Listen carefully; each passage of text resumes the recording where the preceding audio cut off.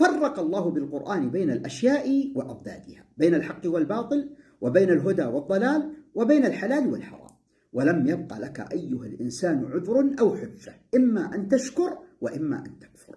وما أكثر خلق الله الذين استبان لهم سبيل السير فاستبدلوا الذي هو أدنى بالذي هو خير، ورأوا الحق باطلا والباطل حقا. ولو نظروا بفهم وعقل لتبين لهم الحق الذي هدى إليه القرآن، وتبين الباطل الذي رحب منه القرآن. فيا أهل الإسلام، لا يحتاج الأمر منكم إلا أن تتأملوا القرآن وتتفكروا في معانيه، فإذا فعلتم ذلك تبين لكم الهدى من الضلال والعدل من الظلم. تبارك الذي نزل الفرقان على عبده ليكون للعالمين نذيرا.